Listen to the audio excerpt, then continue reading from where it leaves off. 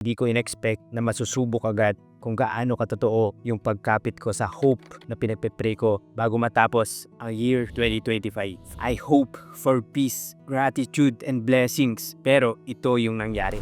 Ilang araw bago ang Pasko, na-ospital ang asawa ko dahil sa pregnancy-related concerns. At nung mismong araw ng Pasko, nagkaroon pa siya ng fever na tumagal ng ilang araw. Sobra yung pag-aalala ko. Hindi ko alam kung magiging safe ba yung asawa ko at yung second baby namin. At paano ko aasikasuhin yung family, work, saka finances namin. Dumating ako dun sa point na bawat pagkilos ko, sinasabayan ko na lang ng dasal. Kahit mahirap, sinusubukan ko na lang na magtiwala na lang sa Diyos. Slowly, my wife's health improved. The baby was safe, and friends and loved ones supported us with prayers and help. Noong mga araw na yon, God's mercy was made real through the people around us. Isa na namang karanasan sa buhay ko na pinakita sa akin ng Diyos ang kanyang awa at habag sa pamamagitan ng kabutihan ng ibang tao. At kung ganun siya ka-generous sa akin, gusto ko sanang ibahagi rin ito sa aking kapwa. Isa sa mga paraan na naisip ko ay itong naumpisahan na natin, prayer and reflections. At pag-invite sa iba na samahan tayo sa journey na ito.